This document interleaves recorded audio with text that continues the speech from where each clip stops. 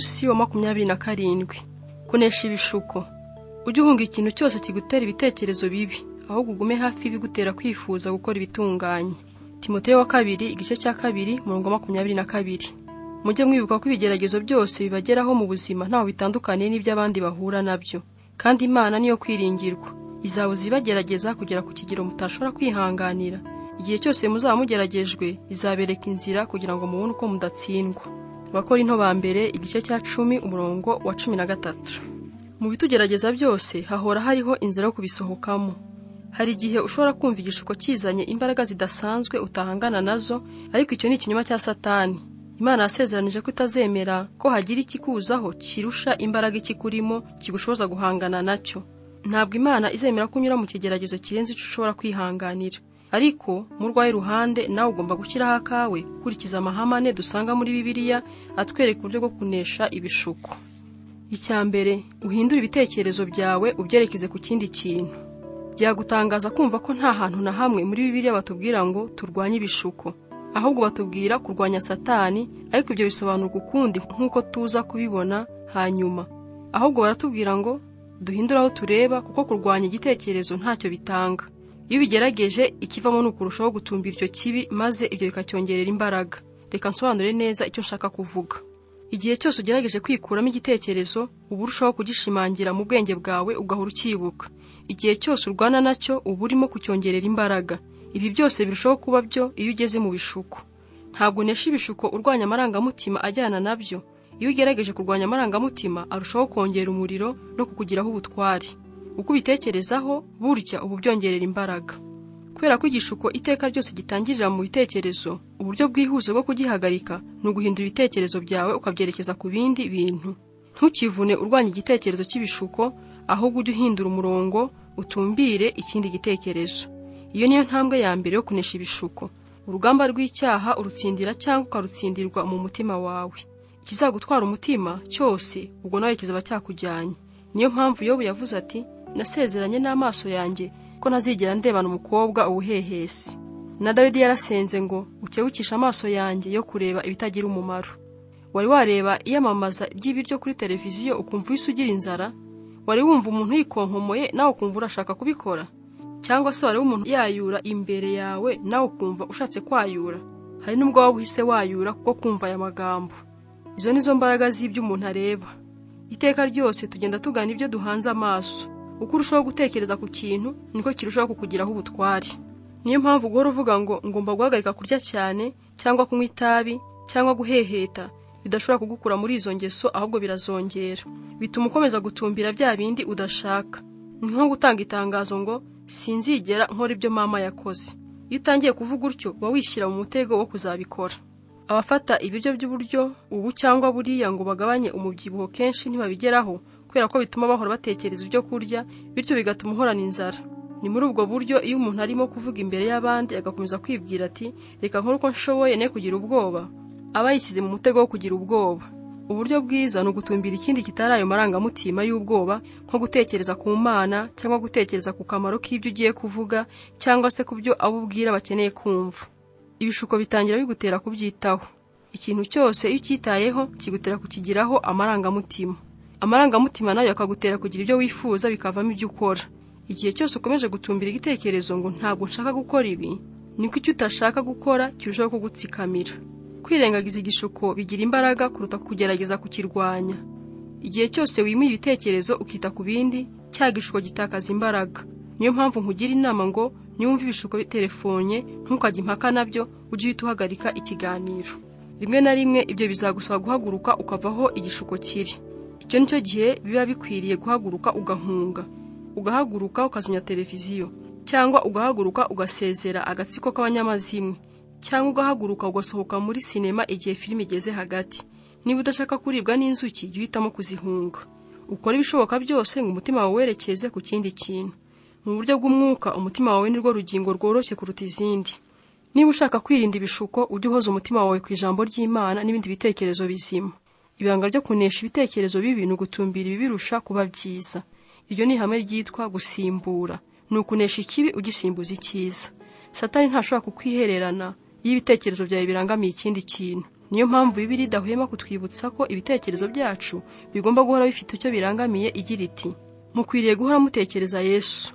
Ahandi ikongera iti ujye uhora wibuka Yesu Kristo. Ahandi iti mujye muhoza umutima ku byiza n'ibikwiye gushimwa, iby'ukuri, ibyo kubahwa, ibyo gukiranuka, ibiboneye, iby'igikundiro n'ibishimwa. Niba ushaka kunesha ibishuko koko, ugomba gucunga umutima wawe kandi ukagenzura ibyinjiramo byose. Umunyabwenge usumba abandi wabayeho mu bantu niwe wanditse ngo wirinde uburyo umutima wawe utekereza, kuko ubuzima bwawe bwose buhabwa isura n'ibitekerezo byawe. Ntukemerere ibibonetse byose by'umwanda kwinjira mu mutima wawe. Ujye uhitamo ibyo wemerera kukwinjiramo, utoranye witonze ibyo utekerezaho. Ukurikire inama Pawulo atugira aho agira ati dufata mpiri buri gitekerezo tukakigomorera kumvira Kristo. Ibi bizagusaba kumara ubuzima bwawe bwose ubikoraho imyitozo, ariko ufashijwe n'Umwuka Wera ushobora gukora gahunda nshya y'imitekerereze yawe. Icya kabiri, intambara zawe uzaturira umuntu w'inshuti cyangwa itsinda ry'abizera mufatanya. Ntabwo ari ngombwa kubishyira ku karubanda, ariko ukeneye nibura umuntu umwe ushobora kwaturira ibikurushya. Bibiliya iravuga ngo kugira inshuti iruhande rwawe bizakubera byiza kuruta kuba wenyine, kuko nuramuka uguye inshuti yawe izakubyutsa, ariko nubwo nta nshuti kuri hafi uzaba ugushije ishyano. Reka ibi mbisobanure neza. Niba uhora utsindwa n'akamenyero kabi kakubayeho akarande, ingeso idacika, igishuko, ugahora mu ruhererekane rw'ibyemezo byiza bikurikirwa no gutsindwa no kwicira urubanza, ntabwo uzigera umera neza utabifashijwemo n'abandi. Ukeneye kwitabaza abandi bantu. Hari ibishuko udashobora gutsinda wenyine udafite umuntu ugusengera akagutera imbaraga kandi akagenzura aho ugeze. Mu mugambi w'Imana kugukura kwawe harimo n'uruhare rw'abandi bakristo. Ubusabane nyakuri butagira uburyarya nicyo gisubizo cy'intambara zawe urwana rwihishwa n'ibyo byaha bidatsimbuka. Imana ivuga ko iyi ari yo nzira yonyine izakugeza ku mudendezo nyakuri. Mwaturirane ibyaha, musabirane kugira ngo mushobore gukizwa. Ese ushaka gukira icyo gishuko gihora kigukubira hasi? Igisubizo cy'Imana kiroroshye. Ntugerageze kugihishira, ucyature. Ntugitwikire, ugishyire ahagaragara. Gushyira ahagaragara ibiri mu mutima wawe niyo ntambwe ya mbere yo kubikira. Guhisha igikomere cyo ku mutima bigitiza imbaraga. Ibibazo bikurira mu mwijima bikarushaho kuba binini, ariko iyo bishyize mu mucyo w'itangaza w'ukuri birayenga bikaba bito. Igituma umutima wawe urwara ni uguhisha ibikurimo.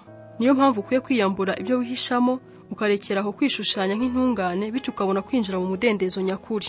Mu itorero ryacu rya Saddleback twabonye imbaraga zikomeye z'iryo hame mu kuvunagura imbaraga z'ibyaha byizingiye ku bantu n'ibishuko byari byarananiranye muri gahunda twise kwishimira kubohorwa. Ni gahunda igizwe n'intambwe 8 zo kuva mu bubata zishingiye ku nyigisho za Bibiliya dusanga mu nyigisho Yesu yigishirije kubahiriwe kandi zifite urufatiro ku matsinda mato mato.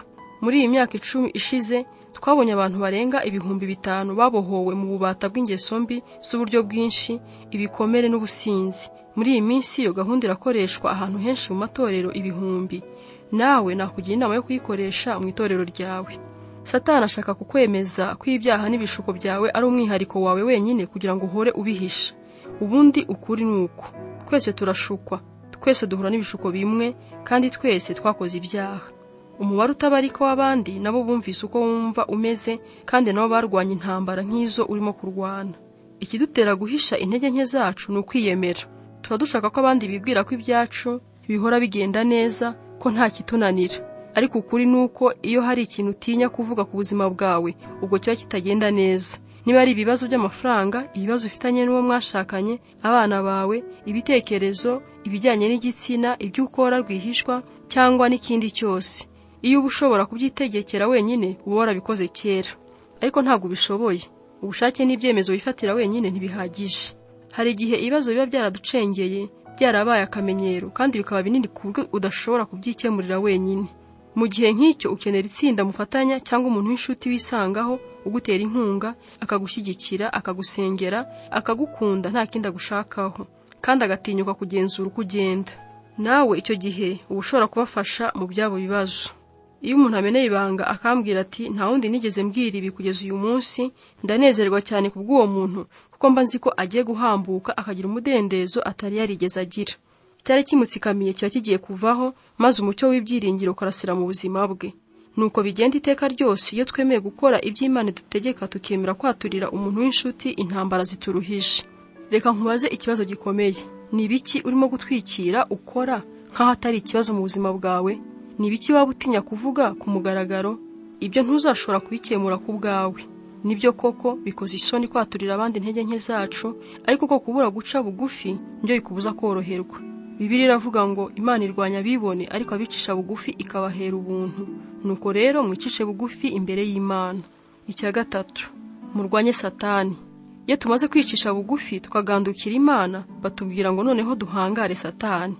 Igice cy'uriya murongo wo muri Yakobo igice cya 4 umurongo wa 7 kiravuga ngo murwanye Satani nawe azabahunga. Ntitugomba kwiheba ngo turebere ibitero bye, tugomba guhaguruka natwe tukamurwanya. Isezerano rishya rigereranya ubuzima bw'umukristo n'intambara turwanya, imbaraga z'umubi, bagakoresha amagambo y'intambara nko kurwana, kwigarurira, gukirana no kunesha. Abakristo kenshi bagereranywa n'abasirikare bari ku gihe mu gihugu cy'umwanzi. Twarwanya Satani dute rero? Pawulo aratubwira ngo mwambara agakiza k'ab'ingofero, mutware inkota y'umwuka ariyo jambo ry'Imana. Intambwe ya mbere ni ukwemera agakiza k'Imana. Ntushobora kubwira Satani ngo oya iyo utarabwira Kristo ngo yego. Iyo tudafite Kristo ntacyo tuba dufite cyo kudukingira ibitero bya Satani, ariko iyo dufite ingofero y'agakiza ibitekerezo byacu biba birinzwe n'Imana. Ujye uhora wibuka ibi, niba uri umwizera ntacyo Satani ashobora kuguhatira gukora. Icyo akora ni ukukongorera. Intambwe ya kabiri, ugomba gukoresha ijambo ry'Imana nk'intwaro itikura Satani. Yesu yaduhaye icyitegererezo igihe yashukirwaga mu butayu. Igihe cyose Satani yamwongoreraga igishuko, Yesu yamutsindishaga kumubwira ibyanditswe. Ntabwo yigeze ajya impaka na Satani, ntabwo yigeze avuga ngo ntabwo nshonje. Igihe Satani yamushukaga ngo akoresha imbaraga yari yambitswe mu buryo bwo gukemurira ibibazo bwite, ahubwo yakoresheje ijambo yari yarafashe mu mutwe. Natwe nuko twagombye kubigenza. Hari imbaraga mu ijambo ry'Imana kandi Satani araritinya. Ntuzigere ugerageza kujya impaka na Satani. Akurusha kujya impaka kuko amaze imyaka ibihumbi abikoramo imyitozo. Ntushobora gutsinda Satani ukoresheje impaka cyangwa ibitekerezo byawe, ariko ushobora gukoresha intwari imuhindisha umushyitsi ariyo kuri kw'Imana. Niyo mpamvu gufata mu mutwe ijambo ry'Imana ari ngombwa kugira ngo ushobore kunesha ibishuko. Bituma ushobora kuryitabaza urikuye hafi igihe cyose ugeze mu bishuko. Nk'uko Yesu yabigenzaga, ugomba guhora ufite ijambo ribitse mu mutima wawe rikakuba hafi igihe ukeneye kuryibuka. Kudafata imirongo ya Bibiliya mu mutwe ni nko kujya ku rugamba udafite amasasu mu mbunda yawe. Reka nguhe intego yo gufata mu mutwe umurongo umwe wa Bibiliya buri cyumweru mu minsi isigaye y'ubuzima bwawe. Noneho utekereze imbaraga uzavana muri ako kamenyero. Icya 4, wemera intege nke zawe. Imana ihora ituburira ngo twirinde kwikakaza no kwiyemera, kuko ibyo bikurura akaga. Yeremiya yaravuze ngo umutima w'umuntu ushukana kuruta ibintu byose kandi ntiwizere gukira. Ibyo bishaka kuvuga ngo duhora twiyibeshyaho. Hari ibishuko bimwe na bimwe buri wese muri twe ashobora kugeramo akagwa mu cyaha. Niyo mpamvu tutagomba kugira na rimwe kwirara ngo twibwire ko twagezaho ibishuko bitatugiraho urutabi. Ujye wirinda kwishora ahantu ushobora kugwa mu bishuko. Ujye ubyirinda. Ujye uzirikana iteka ko byoroshye kwirinda ibishuko kuruta kubyikuramo. Bibiliya iratuburira ngo mwirinde kuba abapfapfa ngo mwiyizere. Ntabwo mwageraho mutagwa. Ushobora kwikubita hasi ukarambarara nk'abandi bose. Mwibagirwe ibyo kwiyemera ntacyo bimaze. Ahubwo mwimenyereze kwizera Imana. Gutekereza ku ntego y'ubuzima bwanjye. Ingingo yo kuzirikana.